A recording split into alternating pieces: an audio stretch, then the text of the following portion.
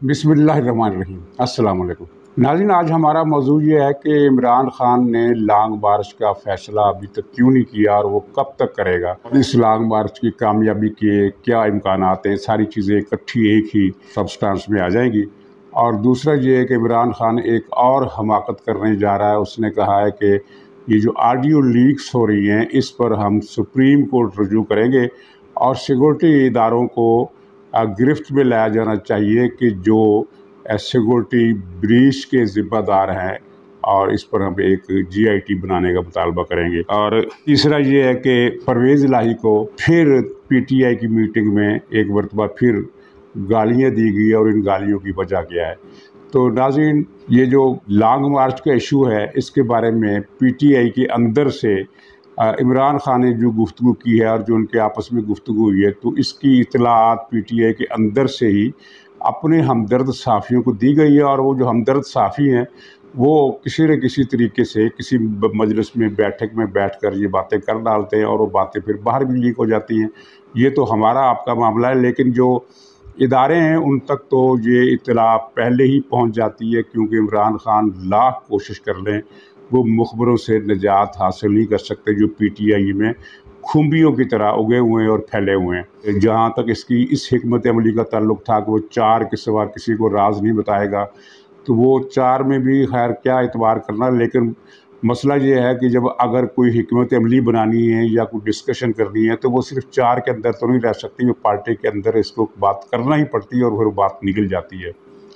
जो बात निकली है वो ये है कि अभी तक इमरान खान ने इस बारे में कोई फ़ैसला किया ही नहीं है और ये सब ब्लफ कर रहा है। जो मुख्तलिफ मीटिंग्स में या इजलास में या जलसों में ये कहता है कि मैंने बस बहुत जल्द, चंद दिन का मामला है, लॉन्ग मार्च की कॉल देने वाला हूँ, तो ये एक किस्म का ब्लफ है और पार्टी कारकुनों को एक किस्म की तसल्ली देने के लिए एक चारा है। वरना PTI को भी पता है और PTI के अंदर से बड़ा प्रेशर बढ़ रहा है इमरान खान पर कि अगर आपने लॉन्ग मार्च का ऐलान ना किया तो फिर बड़ी मुश्किल हो जाएगी और कारकुनों के हौसले भी पस्त हो जाएंगे और आवाम में भी हमारी एक किस्म की भद उड़ना शुरू हो जाएगी। लेकिन ये लीडर ये बताते नहीं हैं कि इमरान खान के पास रास्ता क्या है लॉन्ग मार्च करने का, कोई रास्ता नज़र नहीं आ रहा। सरे फहरिस्त जो इन्फॉर्मेशन लीक हुई है वो मैं आपसे अर्ज़ कर देता हूँ और ये बिल्कुल सही इन्फॉर्मेशन है कि इमरान खान ने पार्टी का बाहर तो ये ठीक है, ये 20 लाख कहें 50 लाख कहें चाहे 1 करोड़ लोग कह दें कि लॉन्ग मार्च में आएंगे, 1 करोड़ लोग इकट्ठे करके लाएंगे। और ये वो पार्टी है जिसने जब इमरान खान की हुकूमत ख़त्म हुई थी तो उस रात एहतजाज किया था पूरे मुल्क में, कराची में, लाहौर में, पेशावर में, सरगोदा में, इस्लामाबाद में, हर जगह पर इनके सैकड़ों लोग जमा हुए थे। तो उन इज्तिमात को पार्टी ने ये कहा था कि उस रात 3 करोड़ आवाम ने एहतजाजी मुजाहरा किया, यानी एहतजाजी मुजाहरे जो मुल्क भर में हुए उनकी मजमूई तादाद 3 करोड़ थी। अगर वो मुजाहरीन में 3 करोड़ ला सकते हैं तो फिर मेरे ख्याल में इनको लॉन्ग मार्च के लिए जो टारगेट देना चाहिए वो कम से कम 10 करोड़ का देना चाहिए। तो बहरहाल जो इतला लीक हुई है वो है इमरान खान ने पार्टी रहनुमाओं को बता दिया है कि 1 लाख अफराद के कवायफ मुझे दिए जाएं जो लॉन्ग मार्च में शरीक होंगे, तो फिर मैं लॉन्ग मार्च की तारीख का ऐलान कर दूंगा। 1 लाख का टारगेट दिया गया। ये जो खबरें आती हैं बाहर इनकी रहनुमाओं की तरफ से कि 20 लाख का टारगेट दिया है, 10 लाख का टारगेट दिया है, तो वो सारा झूठ है। और ये 1 लाख का टारगेट भी इतना बड़ा है कि पुलिस की भी इंटेलिजेंस होती है, इनके अपने ज़राए भी होते हैं। तो इनको जो इतलात पहुंची है वो ये हैं आप उसको मजाक समझेंगे, लेकिन हकीकत ये है कि इनको जो पार्टी की तरफ से भी जो रिपोर्टें दी गई हैं वो हौसला अफजा नहीं है। और इंटेलिजेंस की रिपोर्टें भी यही हैं कि जनाब पंजाब से जो लोग निकलेंगे इस्लामाबाद जाने के लिए उनकी तादाद 4000 से ज़्यादा नहीं हो सकती, जबकि पख्तूनख्वा से इनको 8 से 10,000 तक बंदे आने की उम्मीद है। और इनमें वो गिलगित से जो 1500-2000 के करीब एक मखसूस टोला है दहशत गर्दों का, मैं तो उनको दहशत गर्दी कहूँगा, अगरचे अभी तक उन्होंने पाकिस्तान यानी किसी बड़ी वारदात करने में कोई कामयाबी हासिल नहीं की है, लेकिन ये पड़ोसी मुल्क से ट्रेंड लोग हैं और इनको ट्रेनिंग जो दी गई है वो दहशत गर्दी की है, मुसल्लह दहशत गर्दी की। तो ये 2000 मिलाकर 8-10 हज़ार ये और 4000 ये, तो ये 14,000 का जुलूस ये तकरीबन वही बनता है जो 2014 के धरने में इनकी मैक्सिमम तादाद थी इस्लामाबाद में, ये वो तादाद बनती है। तो यहाँ कई लोग जो है वो हैरान होकर पूछते हैं कि इमरान खान के जलसे में तो हज़ारों लोग आते हैं, हर शहर के जलसे में 20,000 25,000, बाद जलसे तो 30 35 हज़ार के भी हुए। तो ये सारे जलसे मिलाकर तो लाखों की तादाद बन जाती है। तो ये इसके लॉन्ग मार्च में इतने कम लोग क्यों हैं? तो इसमें एक बुनियादी नुक्ता है, बड़ा सिंपल और सबके सामने से जो लोग जानते हैं उनको पता है, और जो लोग नहीं जानते उनके इल्म में ये बात आना ज़रूरी है कि जलसे की नफ्सियात और होती है और लॉन्ग मार्च की नफ्सियात और होती है। जलसे की नफ्सियात ये है कि चलेंगे, कुछ आउटिंग हो जाएगी और फिर वापस शाम को घर आ जाएंगी, जबकि लॉन्ग मार्च में जाने का मतलब ये है कि आप वहाँ घर से निकले हैं, कितने दिन के लिए, 2 दिन के लिए, 3 दिन के लिए, आपको पता नहीं है। तो 2 दिन के लिए निकलने वालों की तादाद बहुत कम होती है, और ख़ास तौर पर जब उन्हें ये अंदाज़ा हो कि वहाँ लाठीचार्ज भी हो सकता है, वहाँ पकड़ दगड़ भी हो सकती है, रास्ते में भी मसाइल पैदा हो सकते हैं, शेलिंग भी हो सकती है, पथराव वथराव भी हो सकता है, गिरफ्तारियाँ भी हो सकती हैं। तो फिर ये तादाद ड्रामेटिकली इतनी ज़्यादा कम हो जाती है कि फिर वो सुकड़ कर इतनी रह जाती है जितनी मैंने बताया। और मेरा ख्याल है कि ये इतने लोग जो 14,000 का जो एस्टिमेट बता रहे हैं, इतने भी ये नहीं लेकर जा सकेंगे, क्योंकि पिछली मरतबा पख्तूनख्वा से जो लोग आए थे, इस मरतबा वहाँ से ज़्यादा कम तादाद में आने की तवक्को है। और उसकी कई वजूहात हैं। पख्तूनख्वा में जो सैलाब आया और जिस तरह PTI की क़यादत ने और गवर्नमेंट ने वहाँ रिएक्ट किया सैलाब पर, और जो मुतअस्सरीन से बेपरवाही बरती, तो उसका भी रद्द-ए-अमल है। और फिर ये है कि एक नफ्सियाती शौक है सबको कि जनाब इतना बड़ा लॉन्ग मार्च हमें कहकर हमें बुलाया गया था, और वहाँ जाकर फिर उन्होंने लीड कर दी। कोई ऐलान नहीं, कोई धरना नहीं, कोई अल्टीमेटम नहीं, कुछ नहीं, एक फोका ऐलान, फीका ऐलान करके कि मैं 6 दिन बाद फिर आऊँगा। लॉन्ग मार्च आधे घंटे के तकरीर के अंदर अंदर ख़त्म कर दिया गया। तो वहाँ पिछली मरतबा अगर 8 या 10 हज़ार लोग आए थे पख्तूनख्वा से, तो मेरा ख़्याल है कि इस मरतबा 6-7 हज़ार से ज़्यादा लोग नहीं आ सकेंगे। तो ये 6, 7, 8, 10 हज़ार और 3-4 हज़ार जो पंजाब के मिला लें, तो 10 से लेकर 15 हज़ार तक का जो लॉन्ग मार्च है, उसका अंजाम 25 मई के लॉन्ग मार्च से भी ज़्यादा बुरा है। और नाज़रीन, दूसरी वजह यह है कि ये जो एक लीक्स का सिलसिला चल निकला है, ऑडियो के बाद अब सुना क्या है, ख़बर है कि वीडियो लीक्स भी आने वाली हैं, और उनको अब वो कहीं पर जो फ़ैसला किया गया था या किसी ने फ़ैसला किया था कि ये वीडियो लीक्स इतनी गंदी हैं कि इनको दिखाया नहीं जा सकता, इनको जारी नहीं किया जा सकता। तो पता नहीं वहाँ क्या माजरा हुआ है, उनका जहन बदला है या उन्होंने ये चीज़ें किसी निजी शोबे को मुंतकिल कर दी हैं। तो ख़बरें हर तरफ से यही आ रही हैं कि कुछ नहायत ही अजीब-व-गरीब किस्म की वीडियोज़ आ रही हैं, और जिनमें वो जो सेंटोरस का जो मालिक है नवाब तनवीर इलियास, आज़ाद कश्मीर के वज़ीर आज़म भी है, तो वो मैंने इसके लिए साथ नवाब का लफ्ज़ इसलिए लगाया कि इमरान खान भी नवाब है। तो ये इन दोनों नवाबों की भी एक फ़िल्म मौजूद है, ये सुना गया। अब अंदाज़ा करें ये क्या सूरत हाल है, किस तरह के ये नवाब जो हैं ये PTI में आकर पाकिस्तान को हकीकी आज़ादी दिलाने की मुहिम पर चल निकले हैं। तो जब ये नवाबी किस्म की फ़िल्में आएंगी, तो इमरान खान का ये ख्याल है कि ये वीडियो असल में इसलिए लीक नहीं की जा रही कि मैं लॉन्ग मार्च ना करूं तो ये जिनके जारी होने का सिलसिला रुक जाएगा। पता नहीं ये ऐसा कोई ब्लैकमेलिंग का चक्कर है या नहीं है, लेकिन मुझे जो मेरी छठी हिस्सा है वो ये कहती है कि ये लॉन्ग मार्च का ऐलान करे या ना करे, वो वीडियोज़ अब रिलीज़ हो जानी है। अब एक खातून है, बड़ी वो गंदी किस्म की गुफ्तगू किया करती है, और उसने एक मरतबा TV चैनल पर बैठ कर कहा था कि हमारा तो अल्लाह में अभी कुछ नहीं बिगाड़ सकता। वो कवल शो जब सुना है, उसकी भी एक गंदी वीडियो आ गई। तो उसमें तज्जुब वाली क्या बात है, जैसे लोग हैं उनकी वैसी उनकी वीडियोज़ होंगी। PTI में कौन ऐसा है जिसका ये कारनामा नहीं है? फवाद चौधरी से लेकर गिरान इस्माइल तक कोई एक आदमी बता दे जो किरदार का हो। और सेंटोरस को आग लगी है, इसके बारे में ये तो मशहूर है ना कि ये यहाँ पॉलिटिकल साजिशें होती थी हुकूमत के ख़िलाफ़ भी और मुल्क के ख़िलाफ़ भी। लेकिन एक और इतला भी है कि यहाँ के एक फ्लोर पर जो इशरत कदा बना हुआ था, उसमें वो सब कुछ होता था जो इमरान खान की हुकूमत के ज़माने में वज़ीर आज़म हाउस के चौथे फ्लोर पर होता था। और वज़ीर आज़म हाउस के चौथे फ्लोर पर क्या होता था, वो कहानी ना तो लिखी जा सकती है, ना बताई जा सकती है, ना दिखाई जा सकती है। और वो सिर्फ़ प्राइवेट महफ़िलों में बेतकल्फ़ी के माहौल में कुछ लोग अगर उसकी तफ़सीलात बयान कर दें तो कर दें, किसी संजीदा आदमी के मुंह से अगर आप ये तवक्को करें कि वो वज़ीर-ए-आज़म हाउस के चौथे फ्लोर की कहानियाँ बयान करेगा, तो ये तवक्को पूरी होनी मुश्किल है, क्योंकि इस तरह की चीज़ों पर गुफ्तगू करना हर आदमी के जो कानों के बस की बात नहीं होती। कान मतलब कि लाल हो जाते हैं, और इतने लाल हो जाते हैं कि आदमी के मुँह से फिर लफ्ज़ अटक जाते हैं, इस तरह की कैफ़ियत।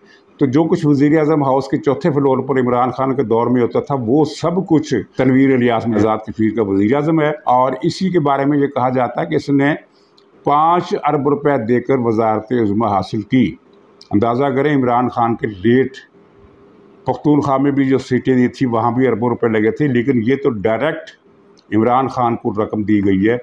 बीच में कोई विचोला था, कुछ हिस्सा उसको भी मिला होगा, लेकिन ज़ाहिर है लाइन शेयर जो है वो तो इमरान खान का है। 5 अरब में से अगर 4 नहीं तो 3 अरब तो इमरान खान को मिला होगा। तो ये तनवीर इलियास जो है, इसकी अपनी वीडियो भी मौजूद है, इमरान खान की भी मौजूद है, इसकी भी। और जो वीडियो बताई जा रही है, मैंने कल बताया था कि 4 वीडियो हैं, लेकिन अब पता चला है कि 7 हैं। 7 वीडियो हैं जो पाइपलाइन में है, और उनमें से बारी बारी करके वो सारी की सारी लीक होनी है। वो ठीक है, PTI के जो ये हार्डकोर वर्कर है वो नहीं मानेगा, इनसे मुतासर नहीं होगा, वो बदजन नहीं होगा, बल्कि उनका क्या पता वो ये कहें कि वाह जी वाह क्या फ़िल्म है, और इमरान खान के हमारे मुर्शिद, वो अपने इमरान खान को मुर्शिद कहते हैं, वो कहेंगे देखो मुर्शिद का चेहरा देखो, मुर्शिद के चेहरे पर कैसा नूर उतरा हुआ है इस वक्त। वो तो इस तरह की बातें करेंगे। लेकिन राय आमा तो मुतासर होती है। राय आमा तो उस ऑडियो लीक से भी मुतासर हुई, जिसके बाद इसका ये बयानिया गैर मुल्की साजिश का गत्तर-बूद हो गया, जिसमें ये बता रहा था किस तरह हमने इसे अमेरिकी साजिश बनाना है, और किस तरह इससे खेलना है, और किस तरह अब ये अमेरिका का नाम नहीं लेना, फलाना ढिमकाना। उसके बाद से अमेरिकी साजिश वाला बयानिया तो साफ ढह गया ना, कि ये सबको पता चल गया कि ये सारा झूठ इमरान खान ने बैठकर घड़ा था अपने साथियों के साथ। शाह महमूद कुरैशी हो गया, असद उमर हो गया, और वो महमूद क्या नाम है उसका, आज़म खान हो गया, सेक्रेटरी जो था इसका, प्रिंसिपल सेक्रेटरी, वो भी मफरूर है। अंदाज़ा करें ये मफरूर और चोरी की पार्टी है, कुछ छुपा फिरता है। वो जो जिसने दवाओं में 50 अरब रुपए करप्शन की थी, वो क्या नहीं क्या नाम था उस वज़ीर का, वो भी छुपा हुआ है। तो जो गिरफ़्तार करते हैं, हालांकि उनको छुपने की ज़रूरत नहीं है, इस्लामाबाद हाई कोर्ट मौजूद है, जिसको गिरफ़्तार करेंगे उसको रिहा करवा देंगे। वो जिस तरह ये पकड़ा गया है कि फॉरेन फंड के केस में जिस्मानी रिमांड उसका देने से इनकार कर दिया है, तो इनकी जड़ें तो इतनी मजबूत हैं, तो इनको डर की क्या ज़रूरत है, भागने की क्या ज़रूरत है। तो आज़म खान है, मत भागे, वापस आ जाए, गिरफ़्तार हो जाए, अगले दिन ज़मानत हो जाएगी। और बहरहाल बात चल रही थी इसके लॉन्ग मार्च की, तो लॉन्ग मार्च का ये ब्लफ कर रहा है, और अभी पता नहीं कितने दिन इसने ब्लफ करना है, लेकिन इसको ये भी पता है कि अगर मैं कुछ ना कर सका तो नवंबर की तकरीरी हो जाएगी। तो इस सिलसिले में मेरी मरूज़ात ये हैं कि अगर कुछ कर भी सका, वो तकरीरी फिर भी हो जानी है। इसको ये अपने छोटे से दिमाग पर इतना ज़्यादा ज़ोर देने की ज़रूरत नहीं है कि अगर मैंने कुछ ना किया तो ये हो जाएगा। मियाँ अगर तुम कुछ कर भी लोगे तो तब भी ये होकर रहेगा। अब तुम्हारे हाथ से ये खेल निकल चुका है, अब तुम इस खेल में गैर मुतल्लक फ़रीक हो। तुम्हारी हैसियत सिर्फ़ एक ऐसे ढोलची की है जो रात को ढोल बजा बजा कर लोगों की नींद ख़राब करता है, उनके काम में असरअंदाज होता है, लेकिन कुछ करने के काबिल इसके अलावा कुछ नहीं हो तुम। 60 जलसे कर चुका है ये, जब से वज़ारत-ए-उज़्मा से बरतरफ हुआ है, 60 जलसे कर चुका है। मुझे बताया जाए कि क्या इससे किसी ने कुछ दबाव कबूल किया, क्या इदारों ने दबाव कबूल किया, या हुकूमत ने दबाव कबूल किया? दोनों सवालों का जवाब नफ़ी में है। इदारों ने दबाव है वो तो आपने सुन लिया, बयान दे दिया उन्होंने कि मुल्की इस्तेकाम और सियासी और माशी अदम इस्तेकाम की कोशिश को नाकाम बना दिया जाएगा। उन्होंने तो दबाव ये कबूल किया, और हुकूमत ने दबाव ये कबूल किया कि उसके पाँव पहले से मजबूत हो गए हैं। ख़ास तौर पर जिस तरह डॉलर को इन्होंने काबू किया है, तो ये उनकी बड़ी अचीवमेंट है। अब अगर ये अचीवमेंट जो है ये कन्वर्ट हो गई आवाम को कुछ रिलीफ देने में, तो मौजूदा हुकूमत के पाँव मजबूत हो जाएंगे। आलमी सतह पर भी इस हुकूमत के कदम मजबूत हो रहे हैं। शहबाज शरीफ को UNO की माहौलियात की कमेटी का नायब सदर मुंतखब कर लिया गया है, और बिलावल के दौरे के नतीजे में अक़वाम मुत्तहिदा ने करारदाद पास की है कि पाकिस्तान की मदद की जाए, और इस करारदाद के हक़ में चीन, रूस, अमरीका, तीनों मुल्क जो एक दूसरे के मुखालफ हैं, इन तीनों ने वोट दिया है। तो इसके बाद यानी जिनकी खारजा सतह की कामयाबी है वो भी सामने है, जो मालियाती सतह पर भी इन्होंने एक पाँव जमाया वो भी कामयाबी है, सियासी तौर पर भी मुस्तहकम है। हुकूमत को जान के लाले जो पड़े हुए हैं वो हुकूमत है पंजाब हुकूमत। वफाक की हुकूमत को किसी किस्म की जान का कोई लाला नहीं पड़ा हुआ, जिस तरह ये सोच रहे हैं, ये लोगों को बावर कराने की कोशिश कर रहे हैं। पंजाब हुकूमत ख़तरे में है। तो पंजाब हुकूमत की मुख्तसर बात अब ये सुन लीजिए, ज़्यादा लंबी चौड़ी खबर नहीं है।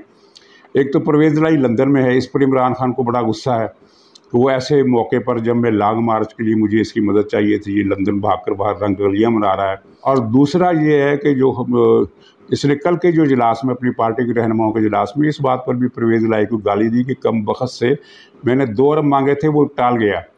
अब ये 2 अरब किस बात के मांगे थे? ये सवाबदीदी फंड से, कि ये जो होता है लॉन्ग मार्च, इसके लिए मुझे 2 अरब की ज़रूरत है, क्योंकि ये रकम दोगे तो बंदे इकट्ठे होंगे। तो परवेज़ लाई ने, ये खबर पुरानी है, ये गाली नहीं है, यानी गाली कल दी है, लेकिन खबर पुरानी है। खबर पुरानी से मुराद है कि परवेज़ लाई जब रंग रलियाँ मनाने लंदन रवाना हुआ था, तो ये 2 अरब उससे पहले उससे मांगे गए थे और उसने टाल दिया था।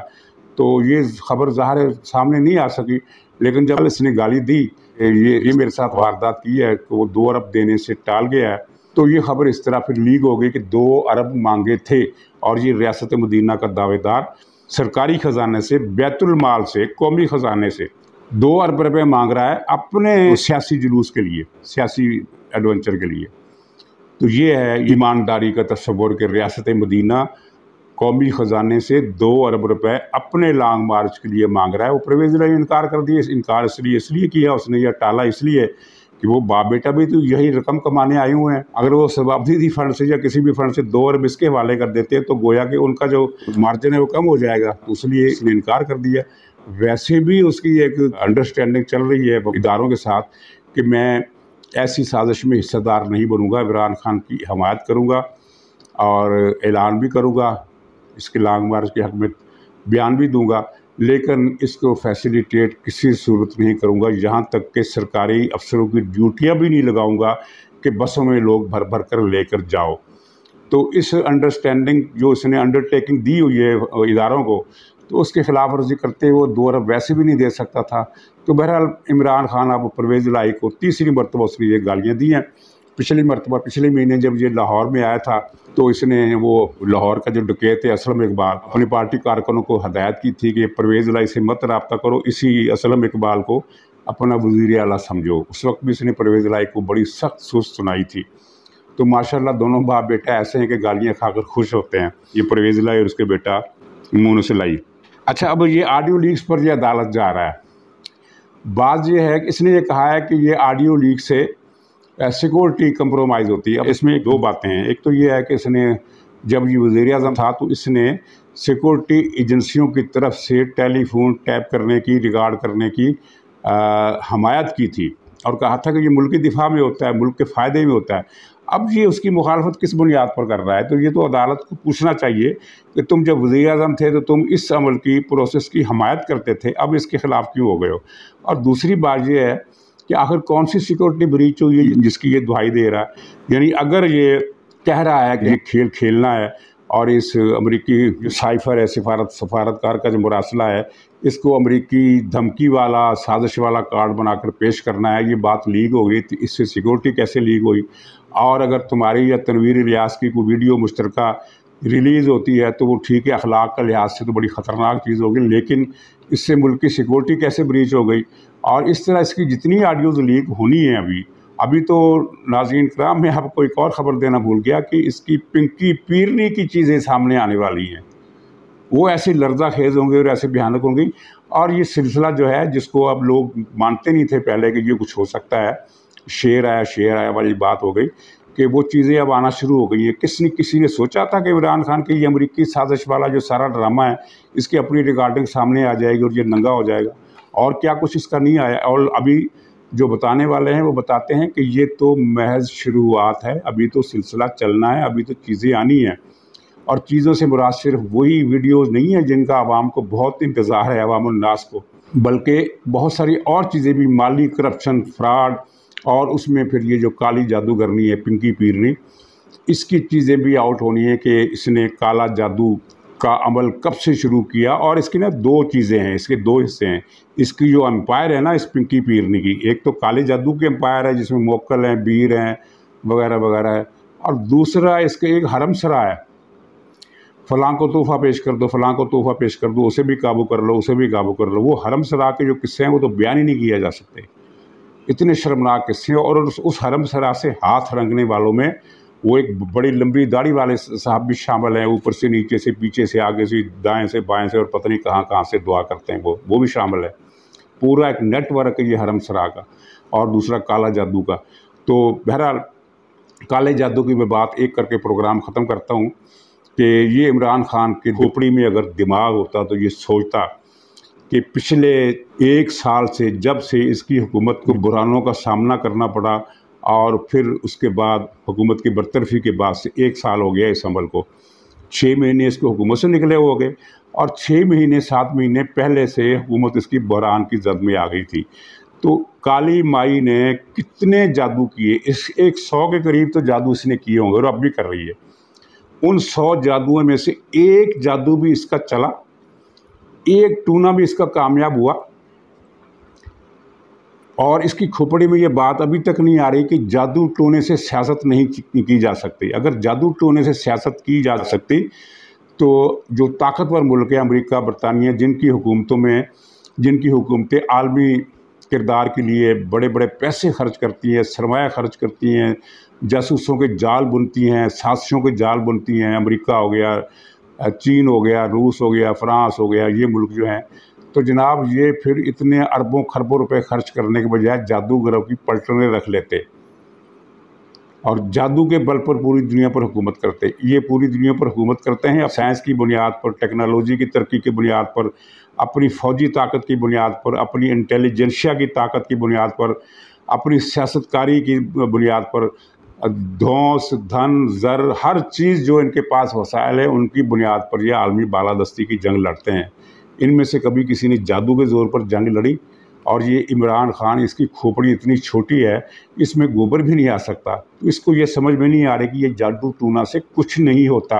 जादू टूना से आप एक आदमी को जान से मार सकते हैं, एक आदमी की टांगें तोड़ सकते हैं, एक आदमी को बीमार कर सकते हैं, एक आदमी का कारोबार फेल कर सकते हैं। ये एक आदमी को आप हिट करके जादू का निशाना बना के उस पर असरअंदाज हो सकते हैं। हुकूमतें और सियासत में जादू का किरदार नहीं होता। तो नाज़रीन इजाज़त दीजिए, इंशाअल्लाह अगले ब्लॉग में फिर मुलाकात होगी। तब तक के लिए खुदा हाफ़िज़।